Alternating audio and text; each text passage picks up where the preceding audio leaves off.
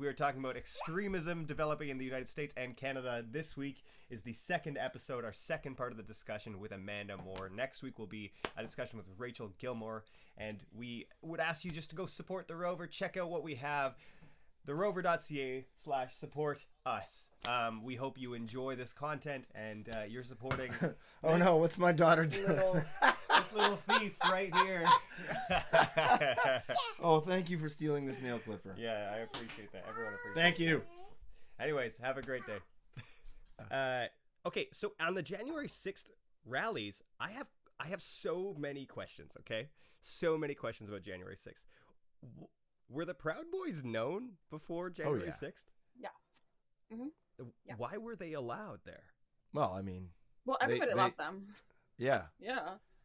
Everybody? It's like the toughest kid at your school shows up and you're like, okay, well, suddenly you feel stronger. But you if feel the tougher, government you feel knows noble. that they're a terrorist group... They're not a terrorist group. They're not. They're designated as a terrorist group in Canada. Right, but not here. They're not dedicated as a terrorist group in the States. No. What? I don't know. Are you serious? Gavin has pull down there. That started by a former Montrealer, by the way. This is the thing Canadians do all the time. If they see something big in the States and like there's like remotely a Canada connection, they're like, "We did that." Gavin McKines is a longtime Montrealer, co-founder of Vice, founded the Proud Boys. Is a fucking idiot and a bigot and like. Is that the guy you did the article on? No, that's another guy. Okay, that's another guy. He's a lot less charismatic and a lot more like hide in the library, but still. In your article on Mother Jones, it says all you had to do to infiltrate the January 6th crowd was wear a T-shirt that said, and I quote, "Biden is not my president." How did that go for you? What happened? Because it seems like just wearing that shirt, you had people walking up to you, telling you all of their racist beliefs. No, I mean, January 6th didn't really talk to me. I mean, that's like earlier when you asked, like, when did I decide to, like, how did I decide to do this? Like, after January 6th, I went to CPAC, which is like the annual conservative meeting. It's usually in DC, but it was in Florida because it's in a suburb of DC in Maryland, and the COVID restrictions wouldn't allow for it. So they had it in Florida, and I used travel, so I used points and miles, whatever, and I went. And it was kind of while I was there, I got recruited into like deeper stuff, and that's when I was like, when I went to CPAC, I was like, well, I need to have kind of a vague, I was libertarian at one point, so I could just kind of lean into that and whatever. And it was after CPAC that I really started to create like a personality. But at the rallies, I mean, I'd have conversations for like 5 or 6 minutes with people, but I wasn't like, I didn't have a burner number I didn't have like a fake like last name. I didn't have kind of like, that was just not my point of going. And so I was not really like undercover. I just wore like a Biden not my president shirt and didn't wear a mask. I've been in a few riots for work, like not as a participant, but Chris is just out there burning. Professional rioter, wow. You're the paid Antifa. Oh my god. Well, in Quebec we were rioting over student strikes for a while, and I remember kind of this weird feeling of, you get a sense when the crowd starts like, it's like the hair on the back of your neck starts to stand, and you're like, oh, this is going to get violent soon. Oh, you know it. Like, it's about to go off. You can tell, tear gas, batons, whatever, street fighting. But then I got like, addicted to the adrenaline. Of course. And, like, it would start to happen, and it's like, oh, it's going to fucking go off. Like, let's go. And back then, like, I was a freelance journalist supporting my partner through university, so I needed to make money however I could. And the way you made money back then was like, you're on the front lines, you're tweeting like with the photos of the shit that's going down. But it's so addictive and it's so exciting. And I'm just wondering, like, what was it like when it started to really turn? Like, what's going on in your heart and in your head? It was the most bizarre experience of my life. So the December rally, I would have gotten kettled had I been not undercover, right? So when the police like surround you. Yeah. Okay. And so there were like counter protesters coming. So after the rally in December, we were all in front of the JW Marriott, and Alex Jones was leading chants, and the Proud Boys were like marching off in like groups of like between 5 and 10, I think, to like peruse the city, like make sure people were safe or whatever. So patrol the city. So it was I was walking somewhere and counterpunchers were coming and like the cops like stood between us, but they set up between us as I was in the middle of them because I wasn't really paying attention because I had a lot going on in my mind. Right. And they like laughed with me and joked with me and they were like, The cops? yeah, The and they were like, yeah, we'll let you back through to your side. You know what I mean? So it was very bizarre. Like the whole thing was bizarre. So at the end of the night in December, you know, people are thanking the cops, like, thank you. And the cops are thanking them for coming and protesting. So when the Jesus. yeah, You don't have to wonder whose side they're on when shit hits the fan. Oh yeah. So that's MPD, which is the Metropolitan Police Department, which is our local police force. So what you would probably think of as DCPD, we call it MPD. Yeah. Okay. So they're not the people at the Capitol who are federal employees. No. So the Capitol Police are different. We have like, I don't know, like 100 different police forces in DC. It's very confusing. So when the 6 happened, I could tell that they were like doing like pepper bombs or whatever, but it was really windy, so it was blowing back at them. But while that's happening, I'm still walking towards the Capitol. And like we're on the Capitol complex, we're on the grounds, but we're outside. So we're walking like up the sidewalk that you could walk if you were a tourist.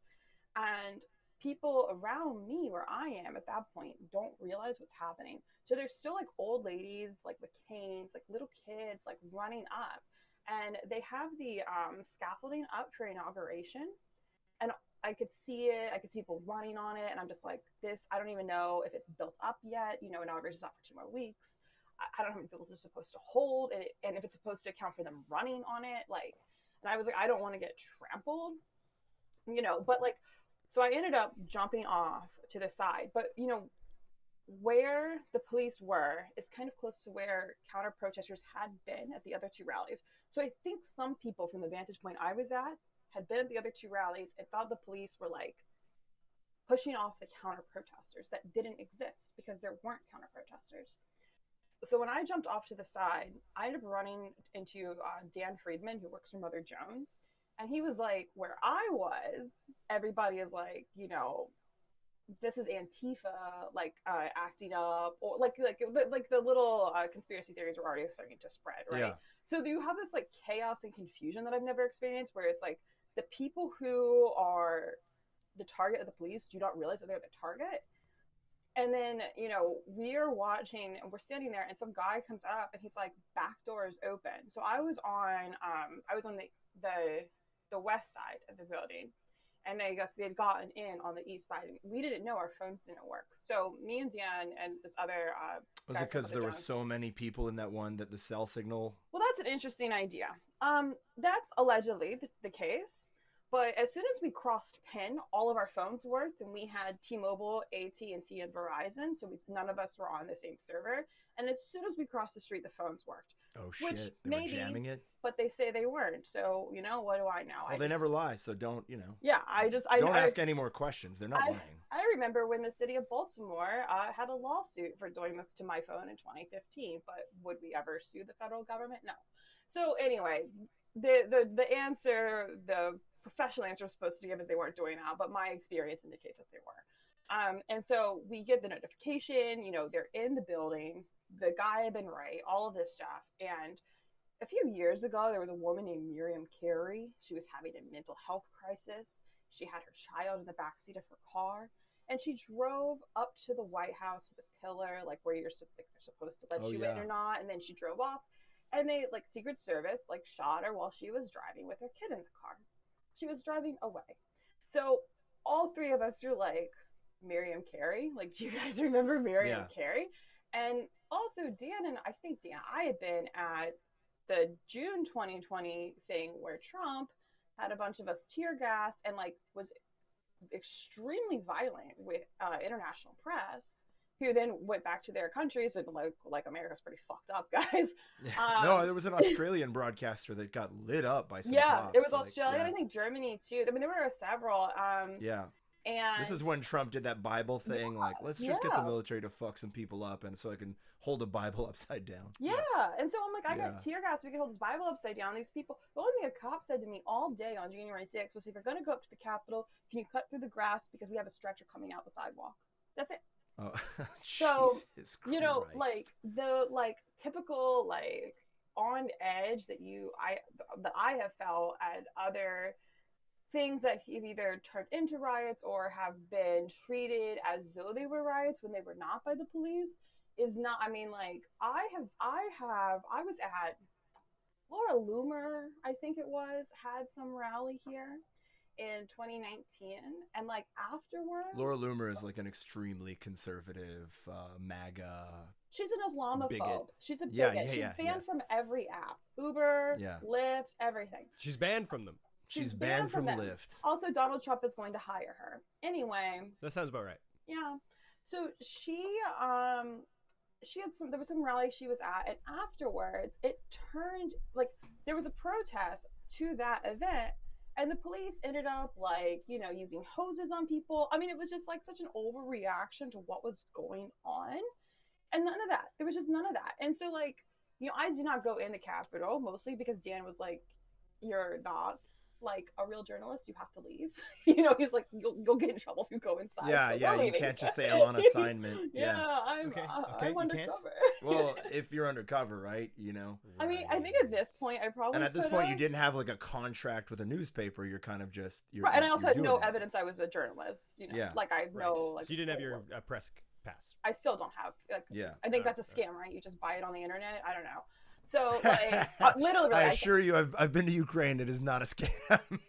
They will not let you through in certain places. I literally, we get into this conversation later because everything I see is just like, I mean, it's like pay us $100 and it's like no. Oh yeah, no, you definitely have to pay for it. That's. Oh yeah. But it's like you just buy it from presspass.org or press, like, there's not really a conglomerate. There's not like a national organization. This is the states we're talking about. Yeah, it's true. Right. In Canada, it's a little more. I'm a member of the National Press Club, which is a physical building that let me in. So I'm like, I have that membership card. Wonderful. But, so I still don't have like any like random credentials. Anyway, the point is here.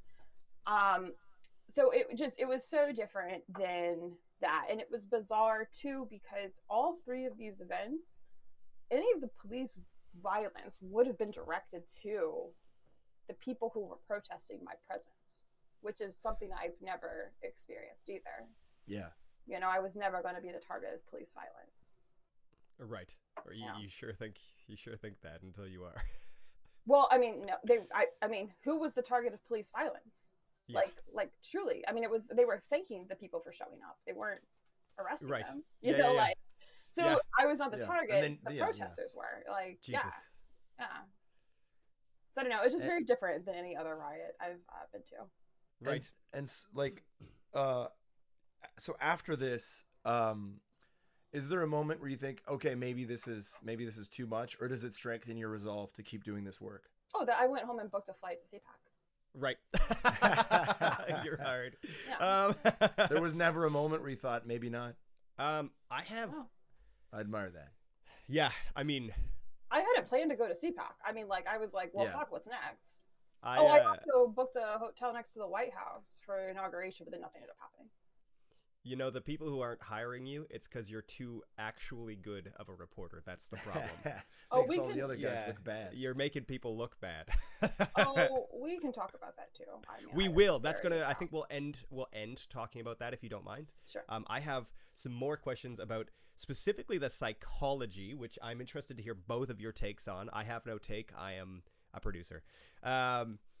I want to know about the psychology of these people. You said in the Mother Jones article, no one ever said to themselves, "Are we the bad guys?" My question is, do people really not think that?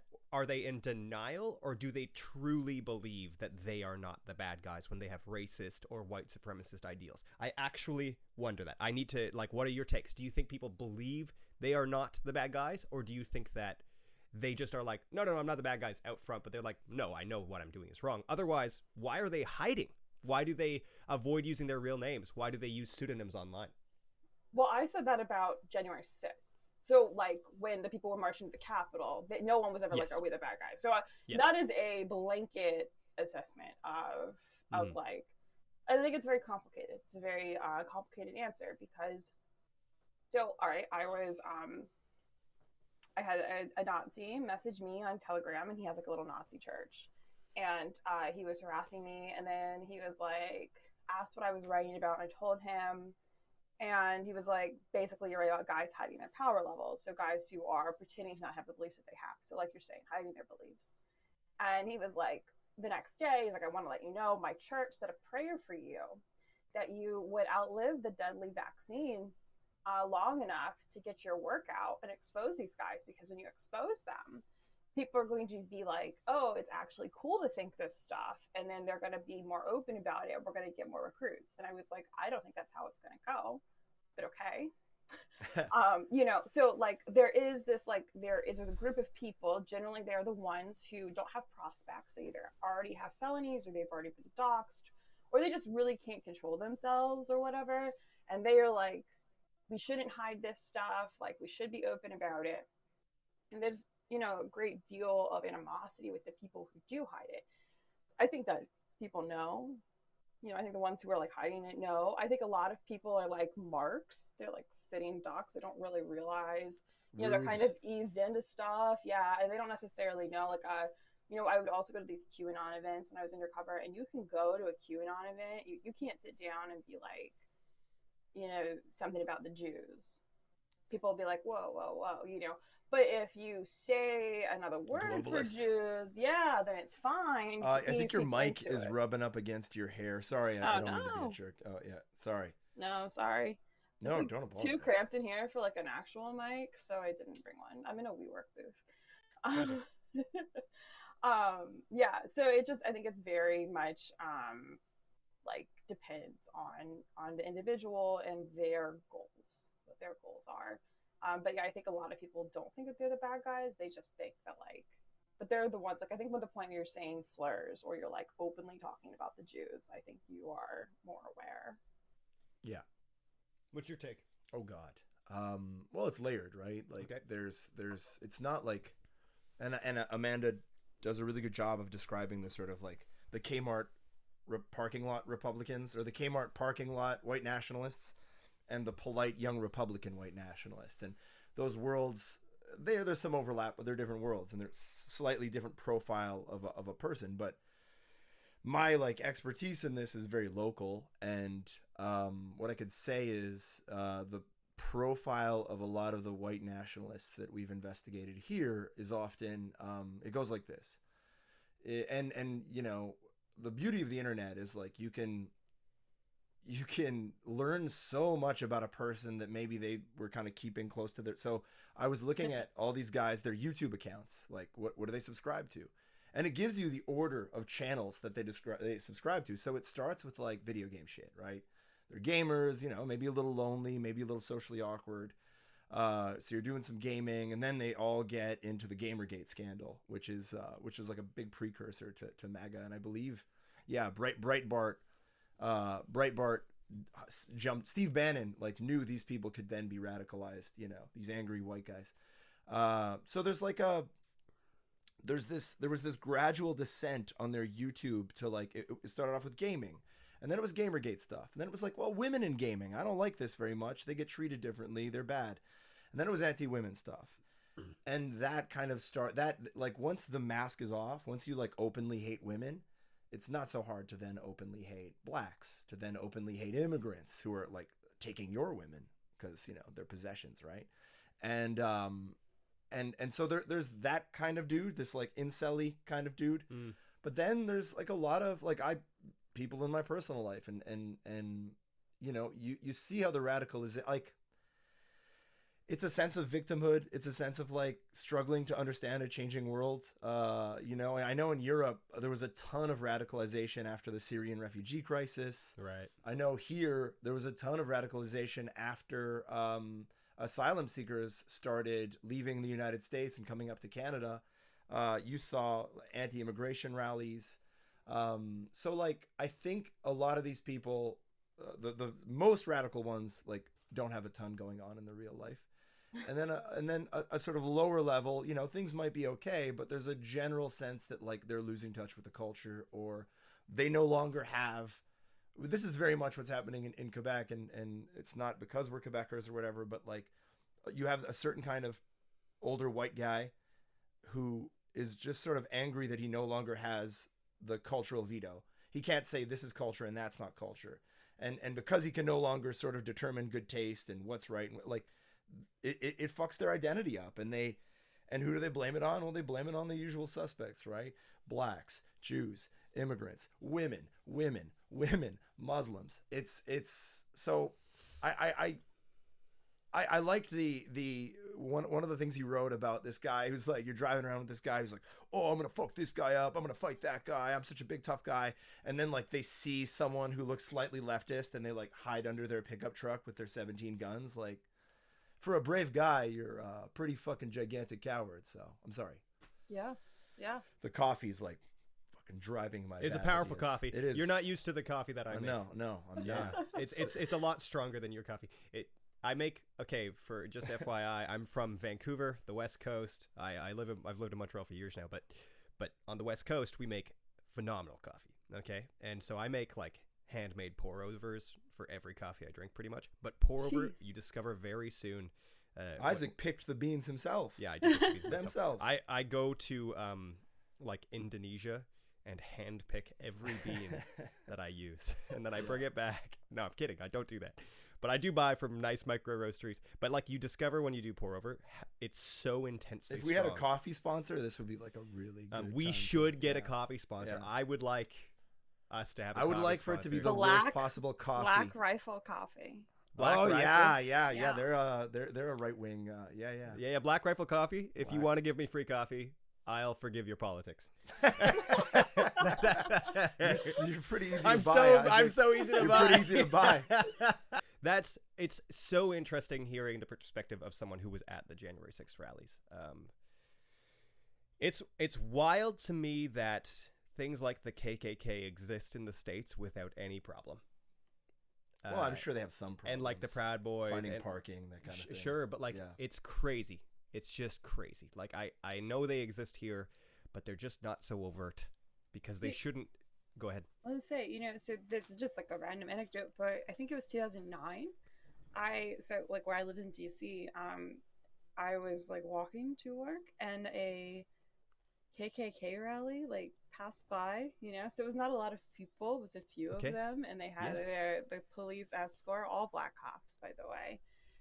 And so, like the literal KKK, like absolutely like crazy. I don't think there's any like current chapters like in this part of, and I don't even know, like maybe it was like a revival, like it was like we gotta go relive the glory days. I don't even know if it was like an active chapter or whatever, but like they had like a police escort and everything. Very, very bizarre. For everyone who's listening, I think it would be valuable for us to define fascism. Yeah, there's a checklist with fascism that is like it's all right. Here's fear of the other / immigrants, like demonizing that. Okay. Extreme patriotism. Yeah. A national identity that depends on a sort of us and them. We're the real Americans, they're not. Okay. A willingness to use violence to achieve political ends. A powerful, charismatic leader. Like you'll notice, there's not a million Donald Trumps. There's just the one. Like, and people who have tried to be Donald Trump don't succeed at it because there's something about his charisma or whatever that like is magnetic to a certain kind of person. So, and that like we have debates about, well, like, is Russia a fascist state? That's kind of a complicated question. Is America descending into fascism? Like like a lot of the indicators that we just mentioned are very much features of the Republican Party now, right? And I think also, Amanda, you reference it in your piece where a lot of the MAGA people you're around are saying essentially like, well, look, we know our party is basically all white, and it's we almost have no minorities, so like this will become the party of the white person. So my understanding of like Trump's second run at the big job is that they've understood. Like initially they went in thinking, all right, well, we need some established Republicans. We need some people who've been around the block a few times to get what we need done. And so that the whole party will trust us. Now I think they realize, oh wait, no, they were slowing down our radical agenda. So they're stuffing the actual the party, right? Not candidates, yet they are as well, but the structure of the Republican Party. So the chairman, the chairperson, all the different committees, the people who are employed by the party and who set the rules and who like essentially set the rules to pick the candidates are all turning into like MAGA hardliners. And I'm just wondering, for people who are curious, how much how much infiltration is there of these like pretty extremist people in the Republican Party? How high does it go? I don't want to sound paranoid like I'm Joe McCarthy, but I really do think there is some significant right-wing extremist like infiltration into the party. Yes. So I don't really deal with like the national level. So like, famous people like Lauren Boebert or Matt Gaetz, I think there's a lot we could say about them, and a million other people could cover it better. But I get a lot. So a consequence of having gone undercover is that like a lot of Republicans who, whether they like Trump or not, but don't like neo-Nazism, like have a lot of goodwill towards me. And so they'll just tell me, this person in my county, this person in my state, this, that, and that's kind of how, like, where a lot of my information comes from now. And so I get a lot at the state level, and it really depends like on the state. And I think that Texas is a place I write about a lot, and it's a good example of this. It's obviously a very big state. Tarrant County, which is where Fort Worth is one of the like biggest county-wide GOPs in the nation. And they're lunatics. They're like deranged. So they, in Texas, you've got a couple of billionaires who have been funding this kind of stuff for decades, and they're finally beginning to achieve their dreams. So Super Tuesday a couple weeks ago was their most successful Super Tuesday ever. They primaried all these people they don't like, and they actually started winning. And it used to be, they would just pump in. So Super Tuesday, I'm sorry to like, again, it's a Canadian audience. So like Super Tuesday is a super important date in choosing the candidate for president and choosing all kinds of candidates up and down the ballot, right? So so some states they'll have Super Tuesday for like they'll vote for president primary, but like their state primary will be a different time. But like a bunch of states do their president stuff on Super Tuesday. It's in March, and so in Texas, they do their state primary that day as well. And they really just got a lot of these lunatics who were just untethered from reality. And when you say untethered from reality, like what are some of the positions, or what are some of the statements that may be a little more disconcerting? Sure. So election denying is really what I'm referring to with that. Election deniers. Because there are people who like Trump and they understand that he lost the election. And, those people I would not describe as untethered from reality. I would just say I don't like their politics. But these people like believe that Trump really won. They believe all these elections were stolen across the country that, weren't. And so you've got that. They've also got association with Nick Fuentes, people who like Hitler, kind of really getting a grasp within the Texas GOP. And that could mean, it doesn't necessarily mean elected officials. It might mean party leaders, like within the county level. It might mean people who run or employed by 501c3s within the Texas GOP's like apparatus. So not necessarily people who work for the party itself or who were elected by citizens. And then within Texas, too, you have the Young Republicans. So in America, the Young Republican National Federation is the original Young Republican Club. It's historically a lot of people who are in it then go on to work high up in politics, including at the presidential level. And also people that you've never heard of, but might have been an aide to president, that kind of thing. People who could be very influential. And in Texas, the Texas State GOP was affiliated with the Texas Young Republican Club, the traditional club. And then there was a fight, and the Texas Young Republicans were like, the guy who runs the Texas GOP is an election denier. He's, not condemning racism, and he ended up not condemning Nick Fuentes associations. For context to you millennials out there, Nick Fuentes is the guy who hung out with Kanye. Yes. That's what I say. Yeah. That's after the Kanye, everybody finally knows him. Yeah. Not like Kid Cudi hung out with Kanye, like, oh, that's cool. No, this was like the very not cool. Listen, man, this is the only reason I know about Nick is because of Kanye. So yeah. I mean, it literally is like. I mean, it was very helpful for me to describe Nick to people because I'm like, oh, you know, the guy who was with Kanye when he was like, I love Hitler. Yeah, that's the guy. That's also, the guy. super punchable face. Oh, really? I've never seen him. But yeah, so he but then a new young Republican organization sprung up, and they are like full of people who love Hitler, who hang out with Nick Fuentes. You know, not just watch his show, but actually associate with him in person. And they're kind of all over the party. So I think Texas is a really good example of how people can try to hold that line, but it looks like in Texas, the other side is winning. This, the influence that they have on the party, like a lot of the people you spoke to, it sounds like they know they're anti-democratic. They know that they don't necessarily, like you were hearing after 2020, you were hearing a lot of like, well, actually the United States is not a democracy. We're a republic. It's not the same.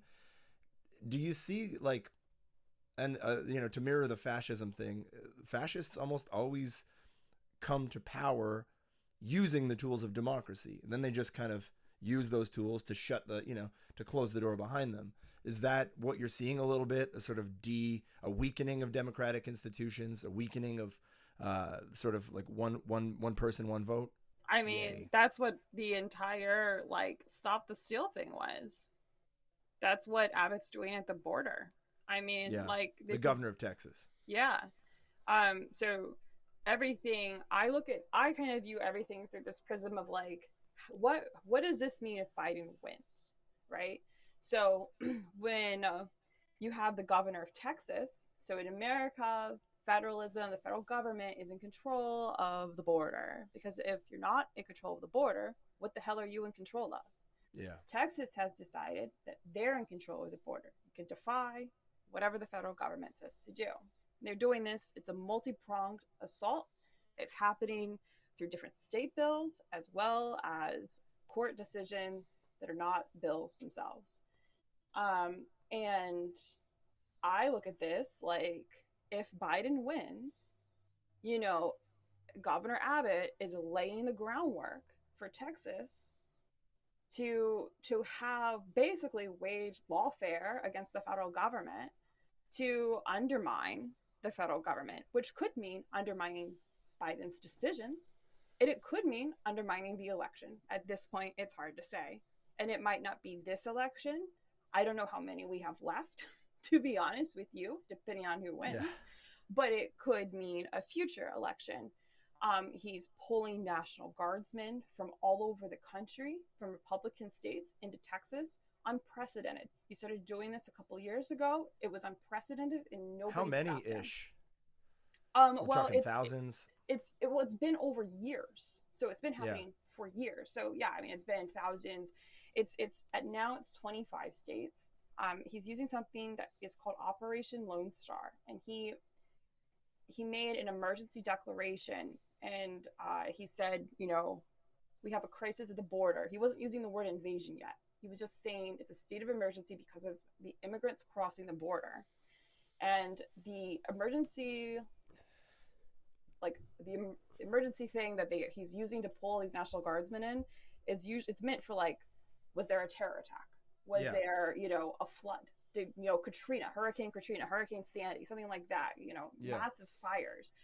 And that's usually when governors can request other governors bring in the National Guard. Otherwise, it's a presidential decision, you know, but Abbott's kind of hijacking that, and he's misusing this statute. And so, you know, everything that is happening here in this country, any, you know, election denying governor or congressperson does, you have to look at it through what about this undermines the federal government, and what about this undermines elections and election integrity.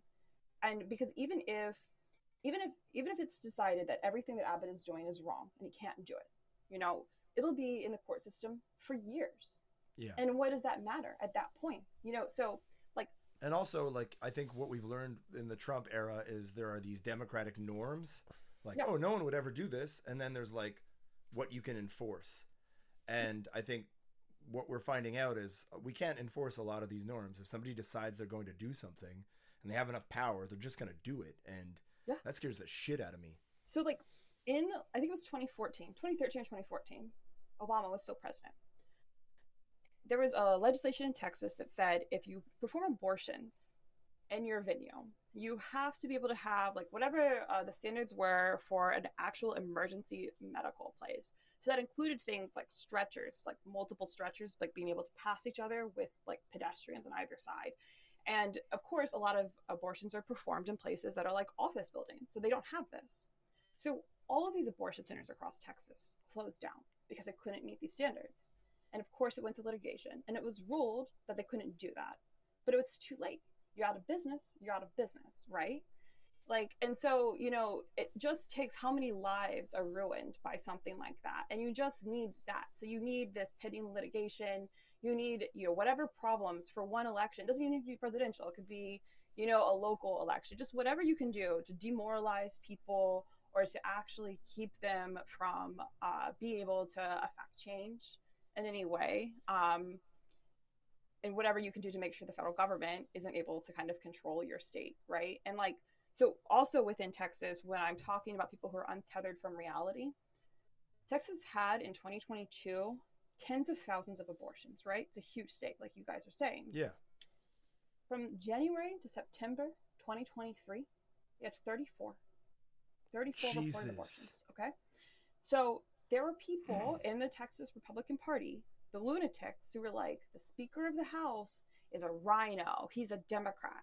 Well, the Speaker of the House, he just cut exactly abortions by 99%. Like, yeah. So if you're gonna say like that is a rhino, like I don't think that you are a rhino is Republican in name only. Yes. Okay. I don't think that you're attached to reality. That person's obviously not a Democrat. There's no other world where, like, there's anything I have in common with the Texas, like, Speaker of the House. But I do now, because it's like the alternative to him is somebody who has no grounding in, like, the alternative to him is someone who, like, probably is hoping to, like, cut off the borders for abortions. You know what I mean? Like, yeah. So yeah, it's taking over, and in Texas they're doing a good job, and I think that is an indicator of where the nation will go. Can we talk about divisions within the Republican Party and how that relates to like basically the endlessly growing paranoia of the right wing? Why is there so much paranoia coming out of people who are right wing, and why are they so divided and yet able to stay united in a lot of ways? That's a big question. That was a big question, but I'm very confident in you two. So I think the party's gonna split. I don't think it's gonna stay united. Oh yeah? Yeah, I think it's gonna be. I thought it was gonna be Ukraine, but I don't think it's gonna be Ukraine now. I think it's gonna be something worse. What do you think it's gonna be? I don't know. Okay. I mean, I think, like I think Ukraine was like a line for people, where like you can vote for Trump. Like you can be like, Trump sucks, and then you vote for him, and it's like things are not great, but it's like whatever. It's still your party in charge. But like the Ukraine thing is like people really feel passionately about it. So funding, like the extremists within the Republican Party don't want to fund the war in Ukraine. They don't want to stop the advance of Vladimir Putin's army. Yeah, and they love Russia. Yeah. And so, So I think weird. that is like a direct like human rights thing that's tangible for people. Also, Ukrainians vote Republican. Ukrainian immigrants, like they're Ukraine is a very Christian nation, and the politics there are rather conservative, and they associate republicanism with Ronald Reagan and the fall of the Berlin Wall and the collapse of communism. I when I was over there, it's pretty conservative, but I would imagine that's going to shift if the party essentially wants Vladimir Putin to do whatever the hell he wants, like to quote Trump. Yeah. And so I think now it's going to be much closer to home. It's going to be an issue for people. I know people in Texas who were involved in like Republican stuff, who are either now completely disengaged or they are like trying to get involved in Democrats, like, young Democrats or the like Democratic County Party or whatever. And I mean, it's alienating people. They're really alienating people, and I think it is going to be this like split that's going to happen. And it doesn't mean it's going to be reflected in the presidential election. I think there's a very good chance that Donald Trump wins. But I do think that the actual infrastructure of the party internally and state by state is going to collapse. I'm watching it happen in Texas. It's collapsing in Texas. I mean, it's really bad. And so because these might be, I'm sorry, these might be popular, like they got everything they ever want. It's like the dog that caught the car, right? Like you get all these seats on the Supreme Court, you have these really harsh new rules on abortion, and then you realize like, oh wait, half of the country's women, and a lot of these measures are failing. So like in Alabama recently, they banned, or was it Alabama? Finish your sentence. We don't know what you're about to say. Okay, so in Alabama or Mississippi, thank you, they banned IVF treatment. Like they used the logic of the legal logic of the abortion ruling to ban in vitro fertilization. And that caused a state seat to be flipped Democrat. So you're seeing, like, I think you're right. You are like, eventually, either they change the mechanisms of how democracy works and they really, really enshrine minority rule, or they become totally disenfranchised with losing all the time, and then a real split happens. Because they will, like, maybe not, but it looks like, it doesn't seem like a super winning formula to be against people of color and immigrants in a country where the demographics are changing as rapidly as they are, as in the States and in Canada, and at the same time to have policies that are so unpopular among women and among like everyday people. I think abortion it's a divisive subject, but there is kind of a consensus that what a lot of these states are pushing right now goes way too far, and so maybe that further splits the party. And probably it will be some sort of cataclysmic event, and which scares me because it's like, God, how can it get worse? Like, believe me, it will, and it can. And when it comes to abortion, I'm watching these fights now where it's like women and some men who voted Republican their entire lives, you're like, there obviously needs to be a medical exemption. Like, whatever that, like standard is, you can't just say no abortions. That's crazy. People are going to die. Yeah, and women will die. Yeah. And then you see people saying, that's not true. That's not true. That's not true. It's like, well, it is true. And it's happening. So, this just like, and like, it's embarrassing too. Like the election denying stuff is really embarrassing. And when you look at, a lot of these lawsuits that happened, in 2020, these people who were in charge of the elections that in areas that they were challenged in Michigan, wherever, you've got clerks, county clerks, they're lifelong Republicans who voted for Donald Trump. And, they're getting roped into these lawsuits as people who were, trying to rig the elections for Democrats. It's just, it's embarrassing. It's just, it's, do you want to be part of that, like, mouth breathing mob that stormed the Capitol, or do you want to be part of like the party that like there's statues of Reagan in like all these European countries, and everybody thinks he's great? Like, what do you want to be a part of? Why is there so much paranoia in the right wing? Like, what's up with QAnon and what's up with all this election denying? Where does that come from? Is that a sign of extremism? Is it just a result of other things? Why is that going on? So that's it's a tough question. It is, but it's also, I mean, when you've embraced an extremist worldview, it becomes like facts no longer matter. Any kind of fact that questions your worldview, that's just part of the conspiracy, right? Like, oh no, that's part of the conspiracy, and it's less like, I honestly do think it's not so much about, is this person intelligent or are they stupid?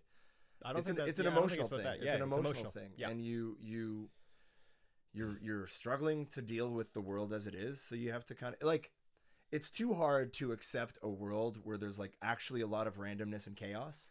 Yeah. It's a lot easier to accept a world where, well, there's like a secret cabal of globalists pulling the strings, like George Soros. Like I know a lot of real smart people I went to school with who who share like ridiculous, anti-Semitic George Soros comics on Facebook, and you have to unfriend them, and it's like, this is fucking insane. But this is a smart person. Like, I know this person is a smart person. I know they're even a critical thinker. But I think when you've embraced something so extreme, or it fills this void inside of you, and I think. And in some part, you become addicted to the anger, and you become addicted to the adrenaline and the dopamine you get from having an enemy and from having purpose, because it does give you purpose. And moreover, and maybe this is not necessarily about the paranoia, but I think it's an important factor to consider here. We are living in an era, this generation and the generation that maybe immediately preceded us.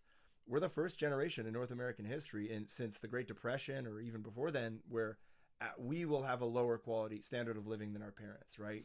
So we're seeing that, like, the promise that we were all made, that if you like say your prayers, you eat your vitamins, you go to school, you work hard, you're gonna have a good life. Like that's bullshit. That's not how it works. Wealth concentrates at the top, and grieving that, like this promise that we were made, that like things would be better if we just followed the rules.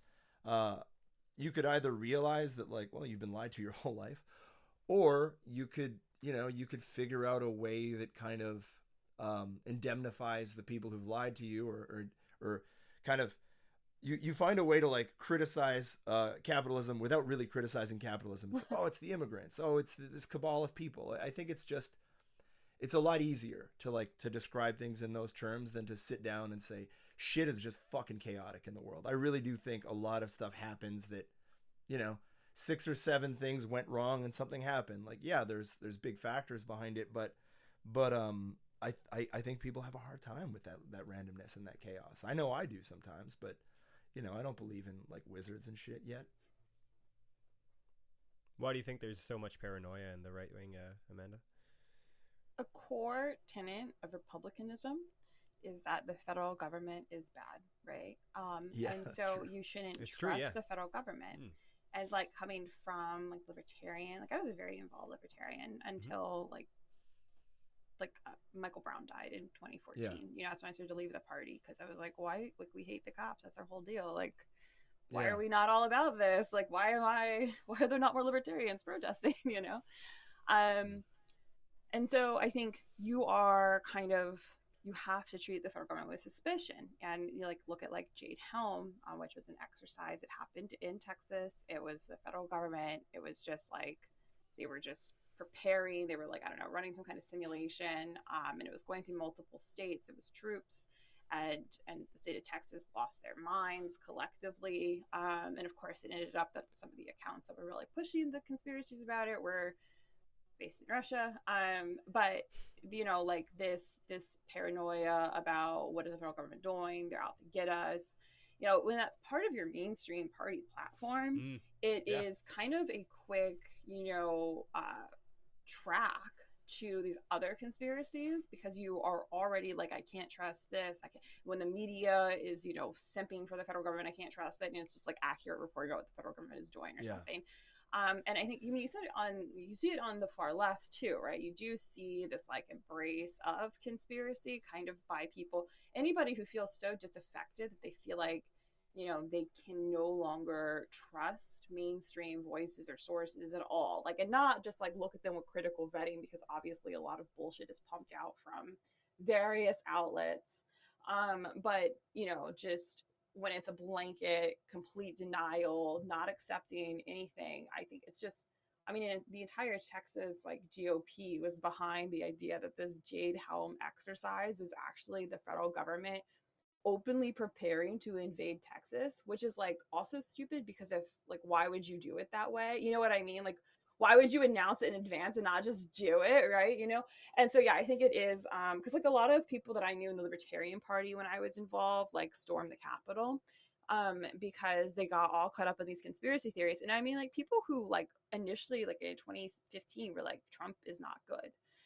They stormed the Capitol for Trump like later on. And I just think you start to go down that rabbit hole when you can't trust mainstream news.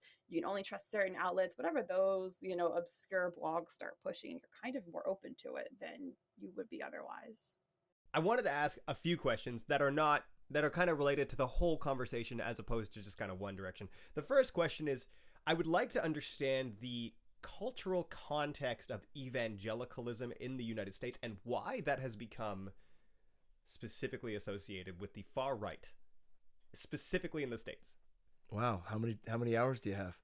Chris, can you guys tell us about like the Puritan foundation of like evangelicalism in the States, and like how did it become this way? My understanding, if I don't want to over assume here, but my understanding is a lot of the modern evangelical movement is a reaction to the desegregation of schools, right? So like, whoa, I don't want this new demographic makeup in my school. I'll homeschool my kid and give them these these religious values. The 1980s, the moral majority in the United States, right? Like Reagan allies himself with some of the more extreme evangelicals, and you see the emergence of like the Tammy Faye Bakers of the world and these like really rich evangelicals. And I think the big issue that they kind of rallied around and always have rallied around, and the issue that they found common cause with Catholics over, is abortion. And that that has been, I think that's one of their big, that's why they want so many seats on the Supreme Court. That's where the legislative record is going right now in that kind of anti-abortion space. But I think it's just conservatism aligns well with fundamentalist interpretations of religion. And I mean, you're a Catholic, but you're also one of the more I'm pretty far left-leaning people I know. But the thing is, though, like Catholicism, except for the case of abortion, where abortion is like for Catholics like super far right. Yeah. But then like everything else is left. It's like this one issue that they get hung up on, and groups like the Republicans, they are a one issue group. The coalition. Yeah, maybe. I mean, it's all, if you lose the abortion thing, like what will they inspire there? And I find it unfortunate because a lot of people have like found something really special in their faith and something really comforting and community in faith. And so in a place like Quebec, there's a ton of hostility towards organized religion because of our own history with the Catholic Church. And it's unfortunate because you can't see someone, embracing Islam or embracing their Christianity or whatever, or their Judaism. Like, you can't look at that and be happy for the person. And, as long as it's not some ideology that is demeaning of others, but if you can't see someone finding comfort and community in faith. And I think it's important not to, there's a tendency on the left to like ridicule and belittle and make fun of religious people. And it's like, I don't see that as being super constructive because they're people. And actually in many cases, they're some of the kindest, sweetest people you'll ever meet. Just don't talk about certain subjects. Right. But even then, like, you could push them to like come a little more to your side on the subjects on a one-to-one level. Well, also, I mean, don't forget that Jimmy Carter was evangelical. Yeah. Biden's a Catholic. I mean, well, no, but in terms of like, we think of evangelicals as like crazy. I mean, so Jimmy Carter was evangelical, and he was fine. Like he was not crazy. Center left, very, very. Such a great humanitarian. Yeah, a post-presidential career focused on charity and focused on creating peace in the world. And a great example of how faith can be a tool for good. Well, I mean, it was a political tool to then push everybody that was like crazy, and because it was, I mean, like he was completely boxed out, and like, you look at later presidents, you don't even have to be evangelical, right? Like you just like have to embody it in a way that Jimmy Carter didn't. Jimmy Carter was not associating with Tammy Faye Baker. And that, it's I think like evangelical is, I didn't realize I was raised evangelical until like later in life, because it just was what it was. I didn't know, like, I don't know who discovered water, but it wasn't a fish. Right. Exactly. And so like, I knew Catholics were going to hell, Lutherans were going to hell, like all these other people were going to hell. And it's because a lot of like the imagery and all of that stuff, it's like Satan worship, right? Like that's kind of how we viewed it, where, what are you like saying, prayers to other people for, and going through an intermediary to talk to God, like that's a scam. And so that kind of stuff is, like essential. And I think it's also interesting now that you have all this like Catholicism, because at some point it's going to be the evangelicals versus the Catholics, and it's not going to be the cradle Catholics. It's going to be the weird adult converts. And Oh, like, there's just yeah. not enough of them, you know, like the evangelicals will win that battle. Like, Yeah. I mean, What is it, like 70 million evangelicals or 80 million evangelicals in the States? Something like and they're 50 not million all, Catholics. and there's still Jimmy Carter evangelicals. Like, you know, Yeah. I have friends who are still evangelical who like voted for Biden and, you know, like called me crying during Charlottesville. Same. And just I being know like, yeah, many of my good friends are evangelicals, and they're great yeah. people. Yeah. But there is this like segment, and also like, so Tim Alberta, he wrote this book. It's really good. It just came out a couple of months ago.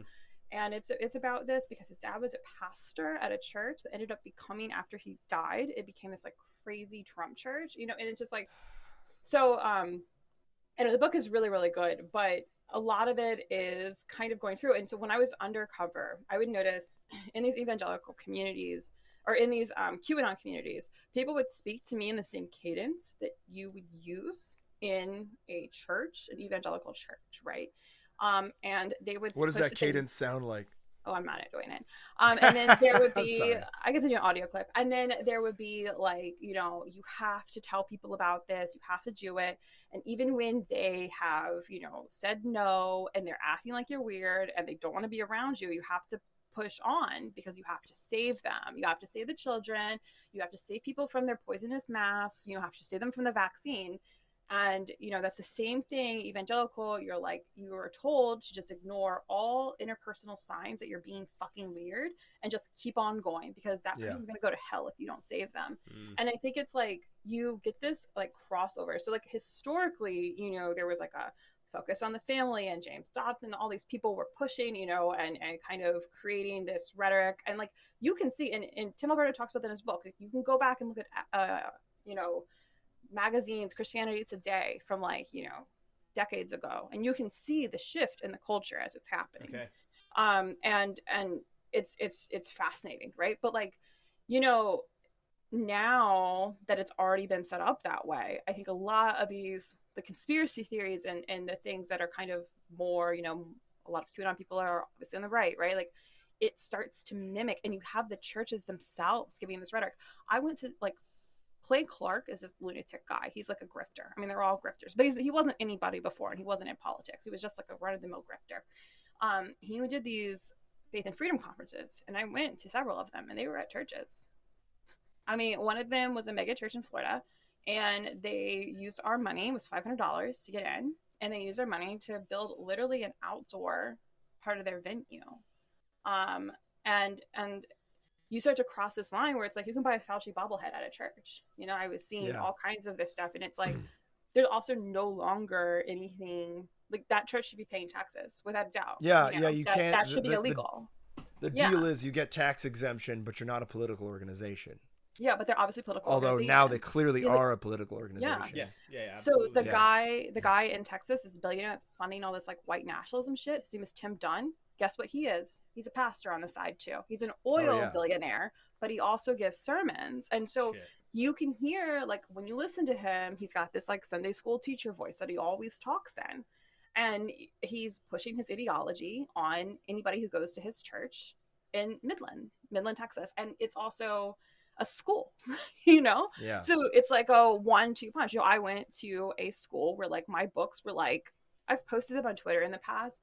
It's, you know, the books would be like, scientists have a lot of theories about how the moon came into an existence, but they weren't there to see it. So we know it's just Jesus. That was my education until I was 13 years old. And like, it's just this like cycle of indoctrination that happens. And, you know, and it's, yeah. So I think like,